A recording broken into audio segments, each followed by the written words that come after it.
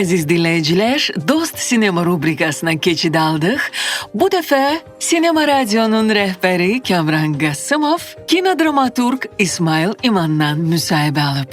Dinləyək. İsmail müəllim, hər vaxtınız xeyir olsun. Salam Kamran bəy. Əvvəl təşəkkür edirik gəldiyinizə görə. Bilirik ki, qrafik gərgindir, xüsusilə ssenarist üçün. Və mən istəyirəm ondan başlayaq ki, bax, biz kinodramaturg deyə sizə müraciət edirik. Yəni peşə olaraq siz özünüz yəni kinodramaturqsuz. Kinodramaturq peşəsinin hər bir peşənin öz düsturu var. İsmail İman üçün, müasir Azərbaycan kinosunun kinodramaturqu üçün, ssenaristi deyək, kinodramaturgiyanın, kinodramaturq olmağın düsturu nədir? Bax, siz bunu özünüz üçün necə izah edirsiniz? Birincisi, çox sağ olun, dəvətə görə təşəkkür edirəm. Maraqlı sualdır. Məncə hər adam öz işini yaxşı qurmalıdır, yaxşı eləməlidir, öz çərçivədə olan işini, yəni ki, dramaturq da öz ssenarini yazmaq. Dramaturq daha geniş sözdür də, yəni sırf kinodan danışırıqsa, yəni kinodramaturq deyiriksə, yəni sırf ssenaridən söhbət gedirsə, yəni həmin o ssenarini yazmaq lazımdır, yaxşı yazmaq vaxtında. Yəni əslində bu çox sadə də səslənir, yəni belə baza olan bir şeylərdir, amma yəni onlar mütləq olmalıdır. Bax, maraqlıdır ki, siz işə başlayarkən təbii ki, biz işlərinizdən danışacağıq irəliləyən dəqiqələrdə, amma mənim üçün mətbəx hələlik maraqlıdır, İsmail İmanın mətbəxi. O mətbəxdə nələr var? Bax, maraqlıdır. Elə bilin ki, siz bir peşəkar bir aşbazın mətbəxi olur. Kinodramaturq da öz mətbəxini yaradır. Və təbii ki, bu özəl olmalıdır. Mətbəxdə qaz plitəsi var və o plitənin üstündə bir neçə hörəklər hazırlanır eyni zamanda və yəni sən çalışırsan ki, hər bir o dadlı yemək, yəni dadlı alınsın, düzəməli bişirilsin. Yəni təxmini belə. Yəni məncə hər bir müəllifin bir neçə layihəsi olmalıdır eyni zamanda və bizim reallığımızda belə olur ki, bu layihələr yəni ümumiyyətlə ləğv olunurlar, yəni çəkilmirlər, yarımçıq qalır, bir neçə səbəb olur həmişə. Yəni obyektiv, subyektiv səbəblər, maliyyə səbəbləri olur və yəni dramaturqun, yəni müəllifin, ssenari müəllifin bir neçə layihəsi olmalıdır və bu biraz qəribə də səslənsə, amma bu tam normaldır. Aha. Bax, maraqlıdır. Ümumiyyətlə siz bir əsəri, bir kino ssenarini yaradanda, yəni artıq bilirsiniz ki, o reallaşacaq. Təbii ki, ssenarilər var ki, yazılır, layihələr müəyyən səbəblərdən həyata keçmir, aydın məsələdir, amma təbii ki, həyata keçən layihələriniz də var. Və bax, gələcək tamaşaçı, yəni bugünün ya sabahın tamaşaçısı İsmail İmanın filmlərini, ssenari müəllifi olduğu filmləri süjet xətti ilə yadda saxlaması üçün, yəni gələcək tamaşaçı ilə bir ünsiyyət qurmaq necə başa gəlir sizə? Varmı belə fikirlər olurmu ümumiyyətlə ssenari yazanda ki, mən bunu klassik deyək də, yəni bu klassik bir süjet olmalıdır, mən bundan kənara çıxa bilmərəm, yəni bu klassik olmalıdır. Yəni məncə hər bir müəllif öz fikirlərini, yəni bu sifarişli bir ssenari ola bilər, yəni kiminsə başqa bir, yəni rejissorun ideyası ola bilər. Amma bir tərəfdən sən yəni mənimsəmək lazımdır bu materialı, özündən keçirmək və istər-istəməz sən öz fikirlərini ora salırsan. Nəticədə amma bu fikirlər yəni hazır olan bir filmdə bəlkə də görsənmir. O da normal bir şeydir. Çünki tez-tez olur ki, ssenarilər artıq çəkiliş meydançasında dəyişilir, əlavə olunur. bəzi fikirlər də dəyişir, qəhrəman dəyişə bilər. Yəni o olur və hər bir müəllif onu qəbul etməlidir. Amma təbii ki, yəni öz fikirlərim ssenaridə olur. Yəni başqasının ideyası olsa, amma yəni mənim sırf mənə məxsus olan bir fikirlərim, ideyalarım yəni istifadə olunur, amma yəni nəticədə onlar qalır, qalmır, o artıq başqa məsələ. Bax, Tağıyev mövzusunu neçə müddətə mənimsədiniz? Yəni fərdi üslub deyilikdə, yəni müəllif o özünü ünküləşdirir. Nə qədər çəkdi bu İsmail İmanda bir dramaturq olaraq, kino dramaturq olaraq? Tağıyev layihəsi mənim üçün 5 il çəkdi. 5 il. Bəli. Nəticədə başa düşürsən ki, 4 film çəkildi və yəni təxmini 1 ildə bir film. Yəni o çəkilişlə bir yerdə. Prinsipcə normal bir müddətdir, amma daha da tez də ola bilərdi. Onun da obyektiv səbəbləri oldu. Pandemiya düşdü. İkinci Qarabağ müharibəsi, yəni səbəblər çox idi. Biz işi başlamışıq, belə deyək, 20-ci ildə və əsas işimiz 21-ci ildə, yəni sırf ssenaridən. İntensiv olaraq 21-ci ildən keçdiniz. Bax, maraqlıdır İsmail müəllim, bu filmə başlayanda, bu layihəyə başlayanda, yəni hesab eləyin ki, o günkü kimi bir master klass keçirsiniz. Başlayanda, yəni siz ağ monitor və ilkin fikirlər maraqlıdır. Bax, dramaturqun ilkin düşüncələri. Mən Tağıyevi necə göstərməliyəm? Mən ümumiyyətlə bu layihəni necə özümün layihəsi kimi, yəni İsmail İmanın öz qələmindən çıxan bir Tağıyev kimi təqdim etməliyəm. Bax, bu əslində maraqlıdır. Birincisi şəxsiyyəti araşdırmaq lazım idi. Aha. Çünki yəni məlumat təbii ki var. Amma o standart bir məlumatdır da, yəni uşaqlıqda oxuyurdun. Yəni belə bazı məlumat var. Amma təbii ki, əgər sən bioqrafik bir film çəkmək niyyətindəsən, sən onu hər tərəfli öyrənməlisən. Yəni araşdırmaya ehtiyac var. Və böyük bir məsələ odur ki, tarixi konteksti bilməlisən. O dövrün kontekstini, dövrünün xüsusiyyətlərini, onun hamısını yəni araşdırmaq lazımdır, bilmək. Və araşdırma böyük bir vaxt apardı və təbii ki, məlumatlar da çox deyil. Var əslində, amma onu yəni sistemləşdirmək lazımdır. Yəni bir neçə hadisələri analiz eləmək və hansısa bir belə yığcam bir formaya salmaq və həm şəxsiyyəti, həm dövrünü başa düşmək. Aha. Yəni buradan belə bir sual doğur ki, tarixi filmlər müəyyən bir örnəkləri ilə, müəyyən bir xüsusiyyətləri ilə yadda qalır. Sovet dövrünün filmlərində də belə olub, Azərbaycanda müasir dövrə gələk. İsmail İmanın Tağıyevini necə yadda saxlayacaq? Çünki baxın, mən belə bir şey deyim də, insanlar Babək haqqında oxumaya bilərlər, amma insanlar o filmi bilirlər. Orta nəsil, yaşlı nəsil və bu nəsil də bizim nəsil və bizdən sonraki nəsil də Tağıyevi tanımalıdır və onu da siz tanıtdınız. Bax, maraqlıdır ki, İsmail İmanın Tağıyevini təbii ki, mən ssenaridən gələn birinci mən ssenari nəzərdə tuturam. Tamaşaçı necə qavrayacaq? Bax, bu maraqlıdır. Çünki siz informasiya ötürürsünüz gələcəyə. Bax, necə onu tamaşaçı artıq o personajda, o süjet xətti ilə yadda saxlaya biləcək? Yaxşı sualdır, amma gəlin bu sualı ünvanlandıraq tamaşaçıya. Yəni tamaşaçı deməli. Siz proqnoz verə bilərsiniz, yaxşı. Məncə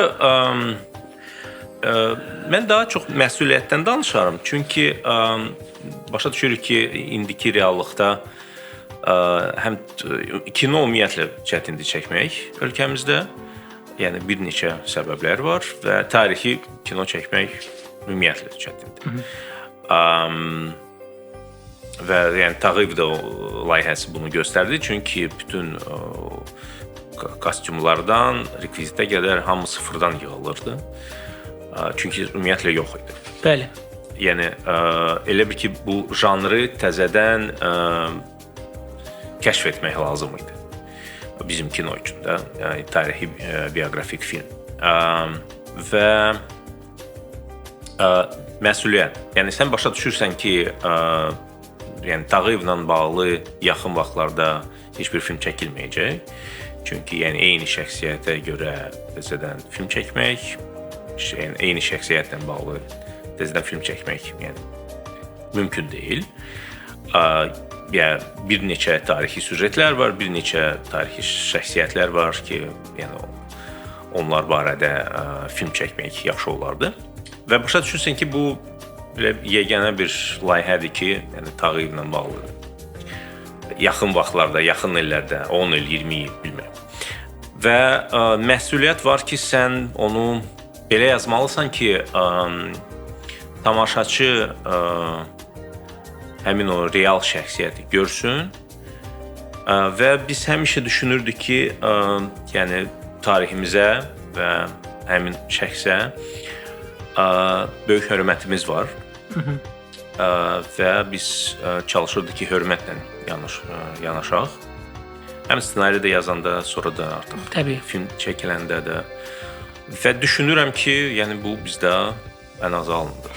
Hansısa qəliblər var da insanlarda, təbii ki, o formalaşmış dəyərlərdə bir qəliblər var ki, Tağıyev personajı, Tağıyevin özü bir tarixi obraz kimi. Siz nəyisə sındırmağa çalışdınızmı ki, yəni yox, təbii ki, əsas o baza var ki, insanlar Tağıyevi bir şəxsiyyət olaraq, xeyriyyəçi olaraq qəbul ediblər. Amma elə məqamlar oldumu ki, Tağıyevlə bağlı bir tabular var idi, bir məsələn, necə deyim, hansısa düşüncəni dəyişməyə çalışdınız və o faktları araşdırdıqdan, o referenslər deyirdiniz. Onları götürəndən sonra daha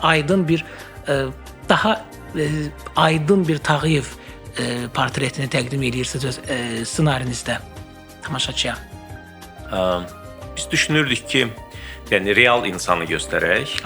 Yəni və hər bir insanın öz müsbət tərəfləri var, mənfi tərəfləri var, problemləri var. Həmin o problemlərlə rastlaşır, onları həll eləyir və biz çalışırdıq ki, yəni ikona kimi olmasın da. Bu maraqlıdır, ikona. Yəni real bir insan kimi, yəni öz yəni dediyim kimi mənfi və müsbət tərəflərlə. Yəni eyni zamanda da iradlar var ki, yox, siz yenə də heykəl yaratmısınız və bizim Tağıyevimiz heykəl kimidir. İradlar hardan da maraqlıdır. Tamaşaçılar peşəkar tamaşaçı deyir, yoxsa sadəcə olaraq ümumi bir rəy belə formalaşır? Çünki insanlara heç nə razısanlıq olmaz. Eyni zamanda belə bir iradlar var insanlardan, hansı ki filmi də baxmayıblar. Amma artıq belə bir fikirləri var, bilmirəm, treylerdən, parçalardan, yəni belə bir yəni fikir var ki, bu heykəldir, amma yəni eyni zamanda bu bəzi insanlar yəni ümumiyyətlə filmə də baxmırlar. Yəni artıq qabaqcadan belə bir fikirləri var sadəcə. Amma yəni biz dəqiq çalışırdıq ki, yəni heykəl olmasın. Heykəl olmasın. Bəli. Bu çox maraqlıdır. Və bir sual da vermək istəyirəm. Bax, dediniz ki, əslində biz burada Zaur Qasımla söhbət eləmişik. Sizdən öncə də yəni bu məsələ yəni ki, eyni suallar olub. Fərqli olub təbii ki. Sizdə sırf ssenari, kontentdir, amma onda isə sırf quruluş, tarixi dekorasiyalar filan. Bax, 8 seriya nəzərdə tutmuşdunuz İsmail müəllim.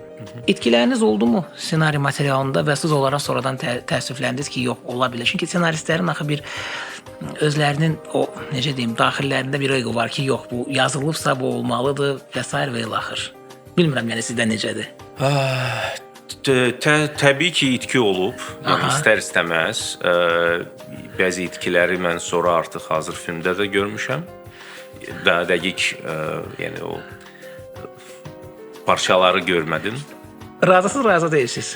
Bəzi şeylərlə razıyam, bəzi şeylərlə yox. Amma yəni o tam normaldır. Mən onu çoxdan özümdə qəbul eləmişəm və yəni bu işimizin parçasıdır. Yəni ssenarist başa düşür ki, yəni necə yazılıbsa o çəkilməyəcək. Yəni bu qayda əsasda ki, var. ssenari belə spesifik bir formadır və onu bəzən oxumaq biraz darıxdırıcıdır. Yəni qeyri-peşəkar insanlar üçün. Ona görə sən başa düşürsən ki, yəni bu ssenarini yəni oxuyan olmayacaq və ssenari sırf ssenari kimi qalır. Və yəni əgər o çəkilməyibsə, o hardasa uzaq rəfdə qalır. Ümumiyyətlə yanaşma yenidir, mən deyim sizə. Məsələn, Sovet dövrünün materiallarına tanış olanda görürsən ki, ssenaristlərlə rejissorlar arasında müxtəlif vaxtlarda problemlər olub ki, yox, yazıldığı kimi çəkilməyibdi, burada fikir təhrif olunubdu. Amma zaman ötdükcə artıq bu problem düşünürəm ki, ssenaristlərlə rejissorlar arasında öz həllini tapır. Siz necə bilirsiniz? Yəni söhbət heç Tağıyevdən getmir. Ümumiyyətlə sizin digər işlərinizi götürsək. Mən eyni fikrim teatrla bağlı deyə bilərəm. Yəni məncə dialoq lazımdır. Yəni Dialoq. Müəllif sağdırsa, yəni yaxındırsa, ondan əlaqə saxlamaq olarsa, yəni ən azı soruşmaq olar. Çünki mən tez-tez görürəm ki, yəni ssenarilərdə bəzi hissələri redaktə eləyirlər və yəni bəzi məqamlarda məntiq qırılır. Mən də çalışıram ki, yəni hər bir qəhrəmanın hərəkəti, addımı məntiqli olsun.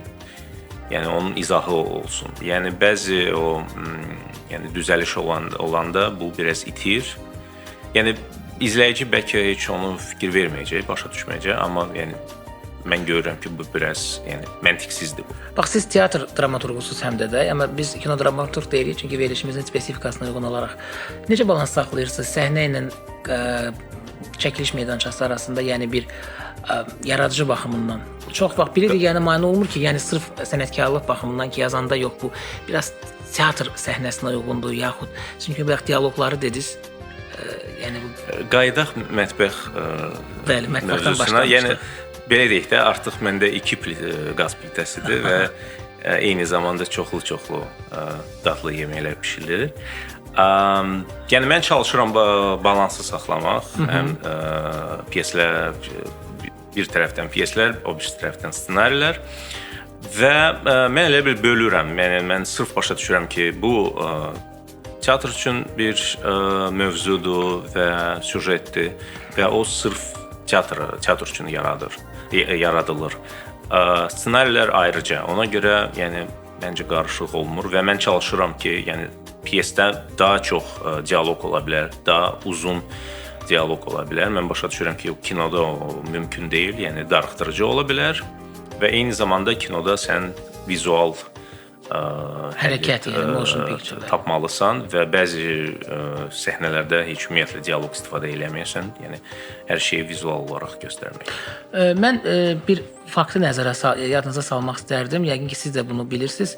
2023-də Hollywoodda ssenaristlər tətilə çıxdılar ki, bəs qonorarlar azdır, nə bilim, çatışmır və s. və ilaxır. Amma mən qonorardan sual verməyəcəm, mən başqa şeyə gəlmək istəyirəm. Hollywood mövzusu sizə yaxındır, bilirəm. Bəli, Hollywood məsələsi belə oldu ki, sonradan bu etiraz nümayişləri dayanandan sonra məlum oldu ki, həm də problem başqa şeydəymiş. Studiyalar niyə azaldırmışlar qonorarları? Söhbət süni intellektdən gedir.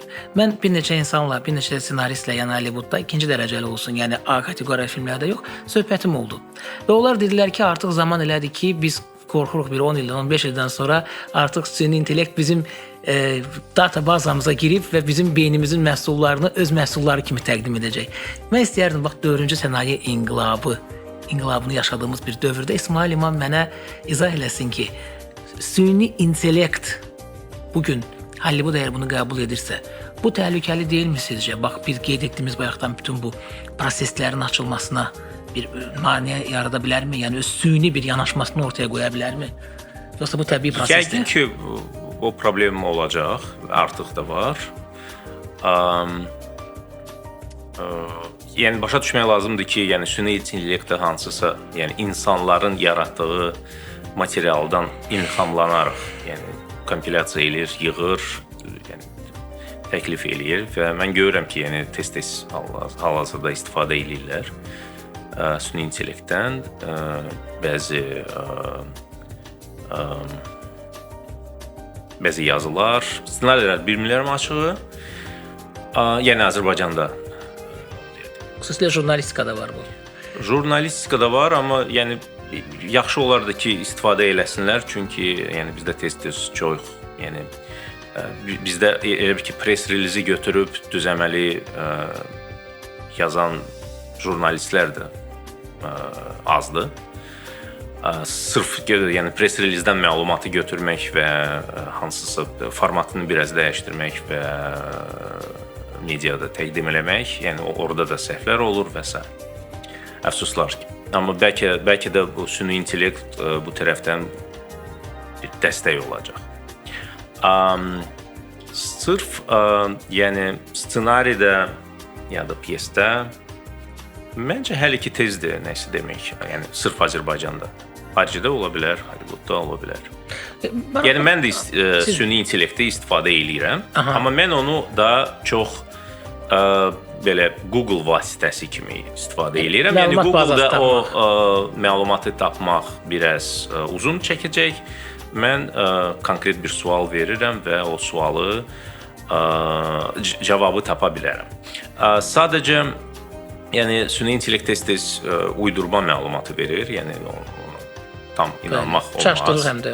Həm çaşdırır, yəni mən də tez-tez ona izah eləyirəm ki, yəni bu məlumatı mən artıq bu misal üçün tarixi materialı araşdırmışam, mən bilirəm, mən başa salıram ki, qadan alım, bu səhvdir də, yəni bunu səhv deyirsin, deyir, müəllim bağışlayın və yenə səhv deyir. Amma eyni zamanda misal üçün 18-ci əsrin hansısa şəhəri, coğrafiyası var və sən öyrənmək istərdin hansı meşələr var idi o vaxt. Və təxmini məlumatı verə bilər. Misal üçün o konkret bir misaldır. Mən onu soruşurdum və izah elirdi ki, filan illərdə, filan əsrdə belə bir meşələr ola bilərdi, belə bir coğrafiya ola bilərdi o ərazidə. Yəni köməkliyi var. Köməkliyi var. Amma başlayır yaradıcılıqla məşğul olmaq. Mən onu deyirəm. Lazım. Yəni yaradıcılıqdan kənarda qoyarsınız. Yaradıcılıq, yəni o zəifdir. Adətən yəni onu ən əsası mənim üçün ehtiyac yoxdur. Mən sizin bir müsahibənizdə oxumuşam və maraqlı bir məqam astıma gəldi, yeri gəlmişkən. Deyirsiniz ki, mən hər yerdə ssenari yaza bilərəm. Bəli. Maraqlıdır, yəni mən bunu bir neçə ssenaristlə söhbət etmişəm. İnsanlar var ki, deyir, yox, səssizlik olmalıdır. Hətta mən özüm də nəsə yazanda səssizliyi sevirəm evdə, amma siz deyirsiniz ki, mən hər yerdə yaza bilərəm. Bu Sezar qabiliyyətidir elə bil, hə? Yoxsa necə? Deməli başqa işdə görə bilərsiniz həm də. Doğrudan da mən yaza bilərəm. Yəni əgər beynimdə artıq o var, yəni nə isə fikirləşməyə belə deyək, ehtiyac yoxdur və mən artıq bəzi şeylər qurulub, sadəcə mən onları yazmalıyım. Mən yəni maşında da yaza bilərəm, yəni yolda da yaza bilərəm. Notebookun batareyası yatırsa, mən telefonu aça bilərəm və yaza bilərəm. Aha. Yəni sadəcə öz-özümə mesaj göndərirəm, sonra onu yəni normal formatda salıram. İsmail bəy, ümumiyyətlə müşahidə qabiliyyətiniz necədir? Bax bu kifayət qədər insanlar arasında olursunuz, ictimai insansınız, tədbirlərə gedirsiniz, özünüz daha doğrusu master-klass keçirsiniz. Nə dərəcədə müşahidə edirsiniz həm də qarşınızda olan insanları, gələcək ssenarinizin tipajlarını tapmaq üçün? Məncə bu peşənin ayrılmaz bir hissəsidir. Var bu sizdə təbii ki. Təbii ki, və yəni məncə hər müəllifdə olmalıdır. Yəni evdə oturmaqla alınmır, sən əslində axtarmalısan o real insanları və əfsuslar ki, tez-tez belə olur ki, yəni eyni insanları görürsən, eyni sahədə olan insanları və əslində sənə lazımdır ki, yəni fərqli insanları, fərqli təbəqəyə aid olan insanları görmək, onlarla ünsiyyətə girmək və yəni tipajları tapmaq, dil qabiliyyəti, bəzi sözləri istifadə eləmək, yəni bax, mənə bir məsələ maraqlıdır. Biz müxtəlif müsahibə götürdüyümüz insanlarla söhbətdə, ünsiyyətdə olmuşuq məsələ ilə bağlı. Biz çox vaxt kinomuzda biz axtarırıq yeni tendensiyalarda deyək. Yəni biz bu gün hansı cərəyandayıq, hansı tendensiyadayıq. Bax siz kifayət qədər özünüz də çalışırsınız, təbii ki, həmkarlarınızın da işlərini izləyirsiniz. Sizcə bizdə Azərbaycanda, Azərbaycan kinosunda yeni bir cərəyan formalaşırmı? Məsələn, elə İsmail İmanın özünün də orada olduğu bir yeni cərəyan formalaşırmı? Yoxsa biz hələ buna doğru gedirik? Çünki dünya kinosu cərəyanlara bölünür bütün hallarda. Azərbaycan necə? Bax bu 34 ildir müstəqil ölkəyik. Axır illərdə formalaşdırmışıqmı öz axınımızı ki, müxtəlif düşünsək də amma ümumi bir hədəfə gedirik. Ümumi bir üslubumuz var, ümumi bir cərəyanımız var. Mən deməzdim ki, biz hansısa konkret bir hədəfə gedirik. Çünki hansısa sistem dəyişiklik mən görmürəm açıqda. Onun da yəni, bir neçə səbəbi var. Biz düşünürük ki, mainstream kino çəkilsin, eyni zamanda festivallar üçün filmlər çəkilsin. Və deməzdim ki, bu var. Deməzdiniz var. Bəli, çünki industriya kimi anlayış yoxdur bizdə. Yəni mən başqa ölkələrdə onu görürəm, bizdə əfsuslar ki, görmürəm. Çünki kinoteatrların sayı azdır və əsas məsələlər Bakıdadır, yəni paytaxtdadır. Təbii. Yəni başqa şəhərlərdə kinoya da az gedən var. Ümumiyyətlə mədəniyyətlə bağlı bütün məsələlər Bakının içindədir. Bu həm teatra aiddir, həm kinoya, həm mədəniyyətin başqa sahələrinə. Və yəni bu problemdir əslində. Ona görə yəni belə deyək də genişlik yoxdur. Sırf hər şey Bakıdadır. Bəs İsmail müəllim, yeni kino dramaturgiya məktəbə yetişirmi sizcə? Məsələn, tutalım, əslində bu çox vacib bir məsələdir. Çünki ənənələr olub Azərbaycanda. Sonra bu ənənələr dağıldı. Təbii ki, həm də zaman elə bir zaman oldu ki, formasiyalar dəyişdi. Amma bugün bax biz yeni kino dramaturgiya məktəbindən danışsaq, danışa bilərikmi ümumiyyətlə? Danışa bilərik bir tərəfdən. Yəni müəlliflər var. Amma yenə də bu sistemli dəyişiklik yoxdur. Yəni filmlər çox çəkilməlidir. Yəni hər bir müəllif, hər bir sənətkar belə deyək, yəni işini görür və öz işini daha yaxşı artıq bilir. Yəni ssenari yazılmalıdır, ssenari çəkilməlidir, filmlər çəkilməlidir və biz görməliyik ki, okey, bu ssenarist nəsə bacarır, bu rejissordan nəsə çıxar. Yəni daha çox o ələkdən keçməlidir zaman kimi. Vaxt keçməlidir, təbii ki. Vaxt keçməlidir ki, və yəni vaxt sadəcə vaxt yoxdur, yəni faydalı keçirilmiş bir vaxt, yəni filmlərlə çəkilmiş bir vaxt. Yəni kino çəkilməlidir də, yəni biz artıq keyfiyyətdən də danışaq, belə deyək.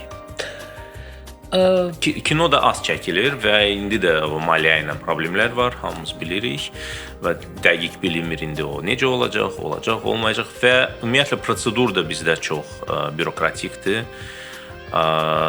Çoxlu sənədlər lazımdır, çoxlu bədii şuralar var.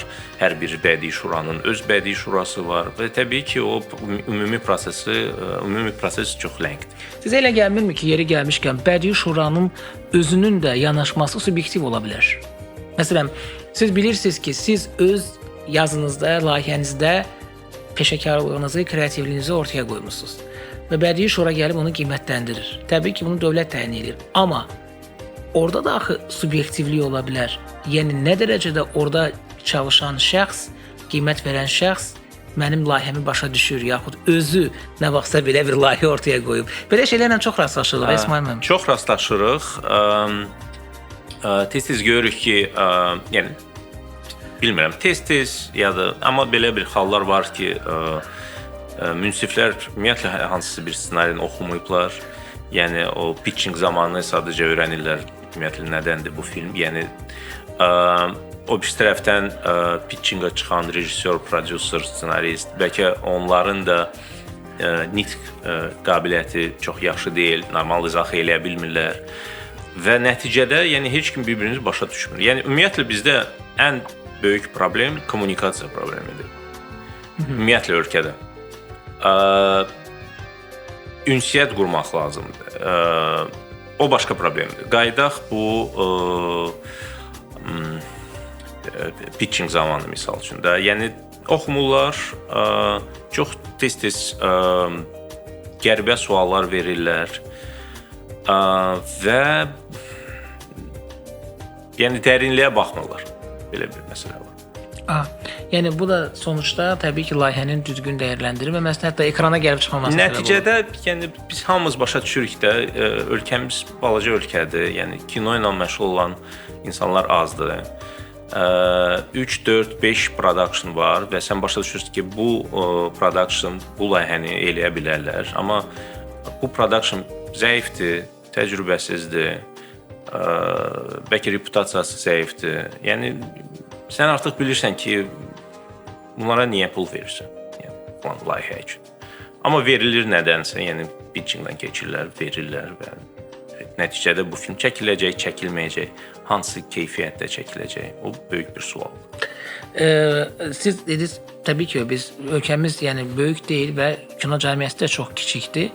Amma nəzərə alaq ki, bir neçə gün bundan əvvəl siz böyük bir ölkədən qayıtmısınız, Qazaxıstandan. Yəni bizdən kifayət qədər ərazisi böyükdür və təbii ki, kino sənayesi də öndədir. Mən bunu yəni səmimiyyətimlə deyirəm, özüm də o prosesləri Qazaxstan kinematografını izləyən bir şəxs kimi. 37 nömrəli, düzdürmü? Nömrə 37. Nömrə 37. Bədii film. Bədii film. Maraqlıdır. Yəni pyesiniz əsasında Qazaxstan rejissoru film çəkir. Bəli. Astara bağları adlanan bir pyesim var. Pyesini elə siz davam edin, aha. Və yəni 3 il o yana qaydaq.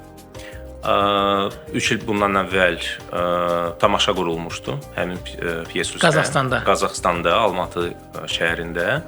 Farxad Maldaqali çox gənc və çox uğurlu Qazax rejissorudur. Tamaşa qurmuşdu və o çox uğurlu bir tamaşa oldu. 4 sezon ərzində 100 dəfə göstərdilər bu tamaşanı. Mən birinci nümayişdə idim və axırıncı 100 nömrəli tamaşada iştirak eləmişdim, yəni baxmışdım və həmin gün filmin də təqdimatı olub və yəni çox uğurlu tamaşa oldu və eyni heyət qərar verdilər ki, indi yəni tamaşadan sonra eyni pyes üzrə film də çəksinlər. Niyə məhz Astana bağları, elə dediniz də? Astara bağları. Astara. Yəni niyə məhz bu əsərə diqqət yetirdilər? Maraqlıdır. Çünki yəni, onlar adaptasiya elədilər Qazaxstan üçün onu. Adaptasiya elədilər. Bəli. Aha. Yəni məndə Astaradır. Sırf onlar üçün eləməmişdiniz. Yəni bu sırf lokal bir şey, bir əsər idi, amma sonradan 2017-də yazmışdım onu. Aha. Və Farxad Maldaqali onu yəni təsadüfən görüb, oxuyub və maraqlanıb və sonra məndən əlaqə saxlayıb və 1-2 il düşünürdü harda onu, hansı teatrda qoymaq və bu Şam teatrı bu yeni bir teatrdır. Yəni 3 il bundan əvvəl yaradılmış teatrdır və onu yaradıblar deməli həmin tamaşanın və filmin əsas ulduzları Yerki Bulandayerovdur və Asan Majiddir. Yəni çox tanınmış aktyorlardır həm teatrda, həm Qazaxstanda, həm kinoda. Və yəni uğurlu tamaşadan sonra qərar verdilər ki, həmin filmi çəksinlər və onun təqdimatı olub noyabrın 16-sı. Qane elədimi sizi? Adaptasiya sizi qane elədimi bir dramaturq kimi? Məncə həm tamaşa yaxşıdır, həm film də yaxşı alınıb, həm tamaşa, həm film fərqlənir pyesdən. O da normal bir şeydir. Təbii ki, belə. Amma qəribə odur ki, pyes film daha yaxındır pyesə. Film daha pyesə yaxındır. Bəli. Aha. Bəlkə də o, yəni belə bir sinematik idi, ona görə bilmirəm. Bəlkə siz daha yəni, çox bəzi süjet xətləri tamaşada, bəzi süjet xətləri rejissor çıxartmışdı, amma yəni filmdə nəticədə onlar qaldı. Aha. Bax, siz qeyd etdiniz, demək və bir də qeyd edeyim, ayın 20-si film çıxdı ümumi prokata Qazaxstanda. Noyabrın 20-si. Noyabrın 20-si və ilk həftə sonu, yəni 4 gün ərzində hardasa 265 milyon tenge yığıb film, yəni dollarla bu hardasa 500 bin dollar gəlir. Kifayət qədər böyük bir məbləğ. Yəni 850 min manat deyək də. Bəli. Yəni bizdə bu rəqəmlər ona görə mən böyük dedim də, yəni. Bax, okey. Qazaxstanın əhali hardasa 20 milyondur da, yəni. Təbii, müəyyən hissələrdə yaşayış ümumiyyətlə yoxdur, belə götürək.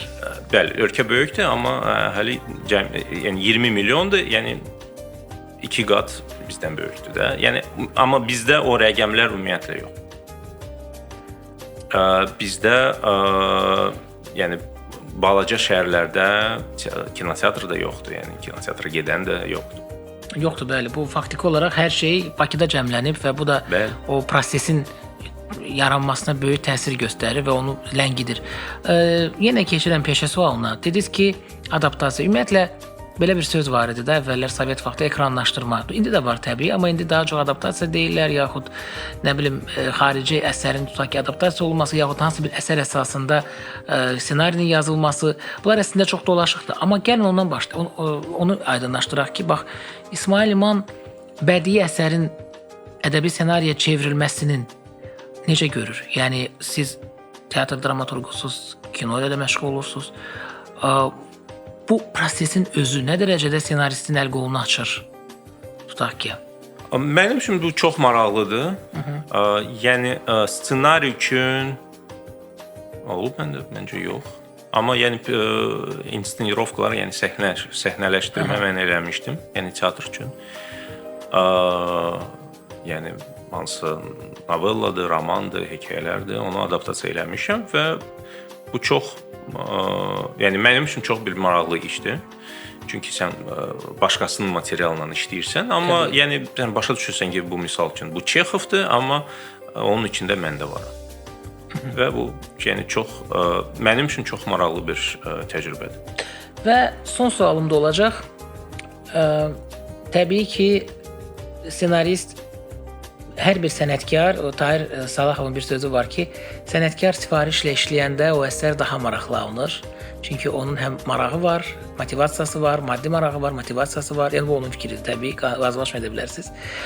Amma maraqlıdır, bax İsmail İman bu gün daha çox sifarişlə çalışır, yoxsa özünün təqdim etmək istədiyi, yəni bir növ azad şəkildə sifarişinin diktə etmədiyi mövzuları təqdim edir? Mən çalışıram sifarişdə də sərbəst olum. Sərbəst olmaq istəyirsiniz. Aha.